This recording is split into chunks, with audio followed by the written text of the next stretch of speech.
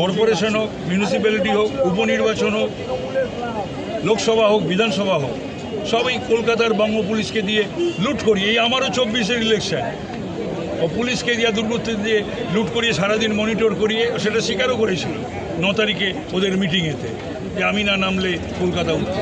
তো সুতরাং সবসময় লুট করব আর রক্তপাতহীন ইলেকশন, লাশহীন ইলেকশন।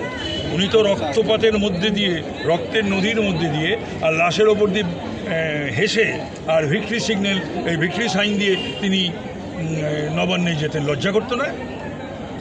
এখন একটু বেশি হালকা লাগছে না, হালকা আমি সবসময় ছিলাম, আছি, থাকবো। আবার আমাদের তো কোনো ব্যাপার না। এই তো সব ভোরবেলা বেরিয়েছি, এখানে এলাম, এইবার বাড়ি যাও। এতগুলো আসনে এভাবে বিজেপির যে জয়লাভ, তো বলেছিল তো, ওই ব্যঙ্গ বিদ্রুপ করতো না, গতবারই 21-তেই হেরেছিল তৃণমূল। কিছু ভুল ত্রুটি ছিল, সেগুলো সব আস্তে আস্তে বলা যাবে, জানাই যাবে। এবার তো 200 পার হলো, মমতা ব্যানার্জি হারলো, আর ক্ষমতা হলো না শুভেন্দু নন্দীগ্রামে যেতে, মমতারও হলো না, আর অভিষেকেরই হলো না। সব বড় বড় কথা বলে, সবাই গুন্ডা বদমাস পুলিশকে দিয়ে আর মানুষকে ভোট দিতে না দিয়ে, বিশেষ করে হিন্দুদের ভোট দিতে না দিয়ে, আর সেলোটেপ মিলিয়ে 7,11,000 ভোটে জেতার মতন প্রার্থী, যেটা কেউ পশ্চিমবাংলায় জেতেনি কখনো, কোনোদিন। আজকে গান্ধীজি নেতাজি যদি বেঁচে থাকতো, নির্বাচনে দাঁড়াতেন, তাহলে 7,11,000 ভোটে জিততো না। ও পিসি কোনোদিন 7,11,000 ভোটে জিতেছে? 1/4 জিতেছে, 1/4।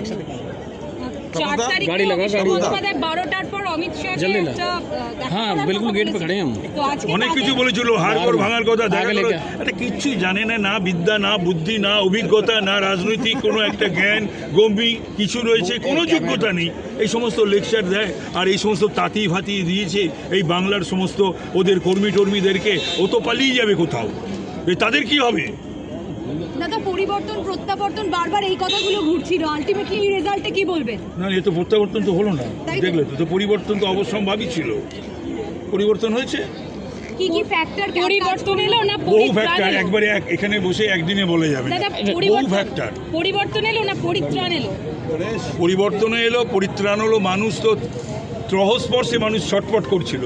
1, দুর্বৃত্ত মানে গুন্ডারাজ, 2, পুলিশি রাজ, আর 3 হচ্ছে দুর্নীতিরাজ। এই 3টে রহস্পর্শে মানুষ ছটপট করছিল, সেখান থেকে পরিত্রাণ। এসআইআর কি একটা বড় ফ্যাক্টর হলো? এসআইআর তো বলেছিল তো, এসআইআর কোনো ফ্যাক্টর হবে না, এসআইআর নাকি আমাদের বিরুদ্ধে যাবে, বলেছিল না মমতা অফিসে, বলেছিল না?